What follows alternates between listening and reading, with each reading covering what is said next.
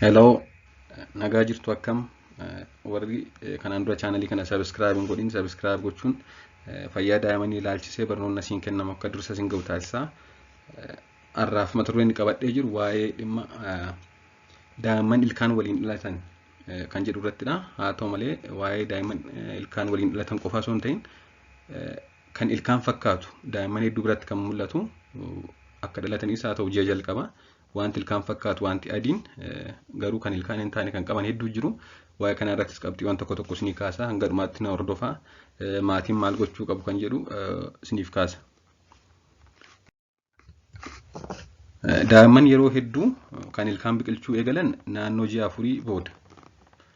Ji'a afurii hanga ji'a ja'a booda naannoo kana jechuudha ilkaan jalqabaa. Ilkaan milkitii jedhamu ilkaan jalqabaa kan biqilchan ji'a afurii booda jechuudha. Haa ta'u malee darbee kan ilkaan waliin dhalatan jiru. Kan ilkaan biqilchanii dhalatan jechuudha. Isaan kun naataaltiis jedhamanni kuni kanneen ilkaan waliin dhalatanii akkasumas immoo kan erga dhalatanii booda ji'a tokko keessatti biqilchan jiru. Niyoonataaltiis jedhamanni kun immoo naataaltiizii fi niyoonataaltiiziin kanneen ilkaan waliin dhalatan naataaltiis jedhama. Kanneen erga dhalatanii ji'a tokko keessatti biqilchan immoo niyoonataaltiis jedhama. Kun noormaalii miti jechuudha. Maaliif dhalli namaa kan ilkaan biqilchuu jalqabu ji'a afurii booda. Akka qorannoon agarsiisutti daa'imman 2000 keessaa daa'imni tokko ilkaan waliin dhalata yookaan immoo erga dhalatee ji'a jalqabaa keessatti biqilcha jedhee tilmaama. Biyyoota tokko keessatti immoo daa'imman 700 keessaa daa'imni tokko yookaan ilkaan waliin dhalata yookaan dhalatee ji'a tokko keessatti ilkaan biqilchu kan jedhus jira. Kanaafuu wanti kun baay'inaan mul'ata jechuudha. Ilkaan daa'imman waliin dhalatan kun ilkaan ijoollummaan biqilchan waliin walaa fakkaatu malee yeroo hedduu xinnoo xiqqaadha. Saayiziin isaa jechuudha guddaa kan hin taanedha. Akkasumas immoo kan ilkaan irra kan xiqqoo lallaafaa ta'edha. Baay'ee lallaafaa osoo hin ta'in kan xiqqoo lallaafaa fi halluu keelloo kan fakkaatu kan qabudha. Akkasumas immoo kan yeroo hedduu hidda gadi hin fageeffanne yookaan hidda hin jabeeffannedha. Kan xiqqoo akka sosocho'u ta'udha jechuudha. Akkuma suuraa irratti argitanii inni jalqabaa kun naataaltiis jedhamudha. Daa'ima naataaltiis qabudha jechuun daa'ima ilkaan waliin dhalate jechuudha. Inni lammaffaa kun immoo inni gara harka mirgaatti argamu immoo niyoonataaltiis jedhamudha. Daa'ima dhalatee ji'a jalqabaa keessatti ilkaan biqilcheedha. Wanti kun ilkaanumadha. Xiqqoo lallaafaa ta'uu hidda gadi fageeffachuu baatu malee ilkaanumadha. Hin guddatas jechuudha. Haa ta'u malee kan maatiin yeroo hedduu ilkaan jedhanii yaadan akka dogoggoraatti kan boons noojuu episteen pirlis jedhaman jiru. Oromoffaa maqaa isaanii hin barre maqaa qabaachuus dhiisuu danda'u. Maaliif maatii hawaasni keenya hedduun maal jedhamanii waamu isaan kana ilkaan jedhanii waamu. Garuu kun ilkaan miti. Kaartileejoota wanta sistii ta'e wanta of keessatti waan lallaafaa ta'edha. Yeroo qaqqabnee ilaallus akka ilkaanii kan jabaatu hin ta'in waan akka fooniidha. Baay'ee lallaafaa kan ta'edha jechuudha.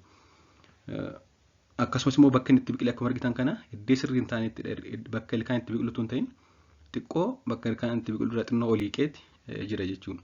Yeroo osoo qaqqabdanii ilaaltanis akka ilkaanii kan jajjabaatu miti jechuudha. Inni kun daa'imman 10 keessaa daa'imman 7 irratti mul'ata. Kun baay'ee koomeniidha. Daa'imman hedduutu qaba kan. Daa'imman 10 keessaa daa'imni 7 kana qabadhamee yaadama. Kun waama tokko waan rakkoo fidu miti.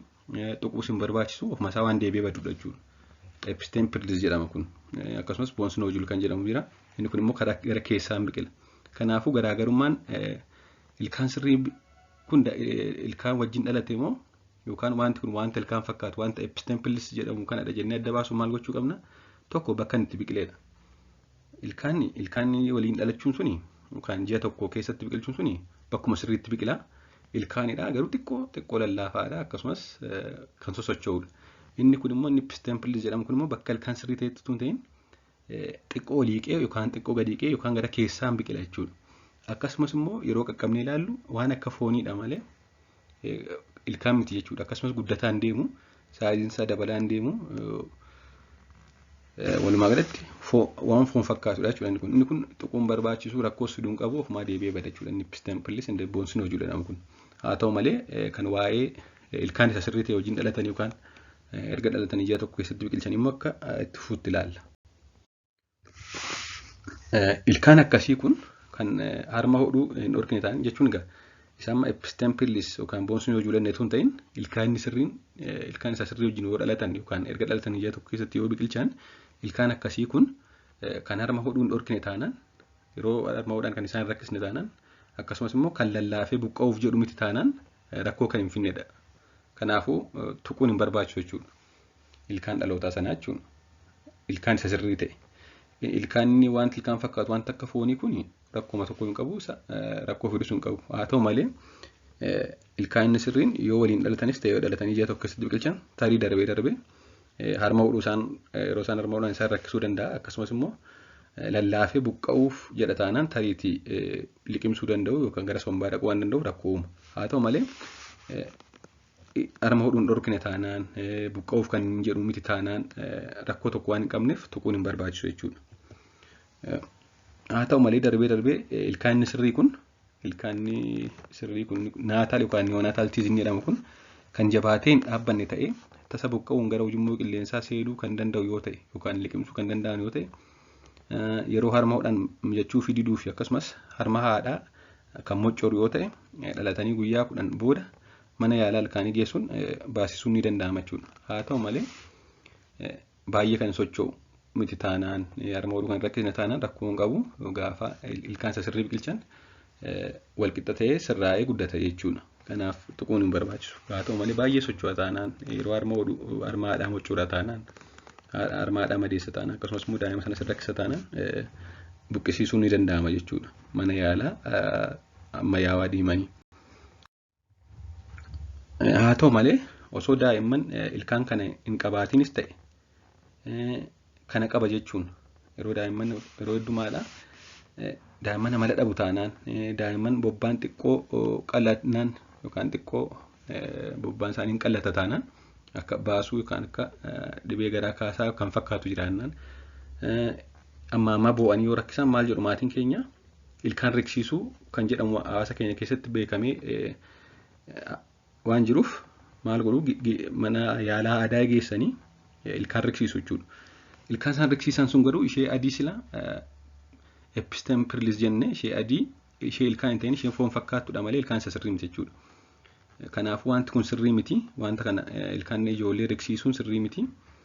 Waan isaan riqsiisan sunis ilkaan miti. Wanta ilkaan fakkaatu foon wayiidha malee sistii wayiidha malee ilkaan miti waan ta'eef riqsiisuun barbaachisu. Wanti kun immoo amala dhabuu hin fidu yeroo baay'ee akkasumas dhibee garaa kaasaan fidu akka isaan boo'an hin taasisu. Kanaaf ilkaan riqsiisuun furmaata miti.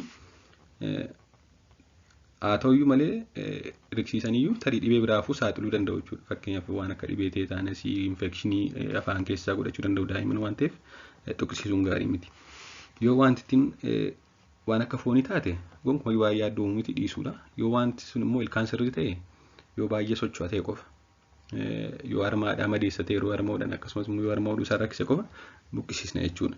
Haa ta'u malee akka waliigalaatti kan yeroo hedduu mul'atu isa kamidha? Isa wanta ilkaan fakkaatu waan akka foonii epistempilis jedhamtu kan rakkoo tokko uumnedha kan yeroo hedduu daa'imman biratti mul'atu. Kanaaf wanti kun rakkoo hin qabu dhiisuudha jechuudha. Galatoomaa chaanalii kanas sabiskiraayib gochuun na hordofaa. Yoo gaaffii qabaattan waa'ee kanaa irratti karaa fuula feesbuukis haa ta'u karaa chaanalii yuutuubii kana koomentiin akka isiniif hin deebisa.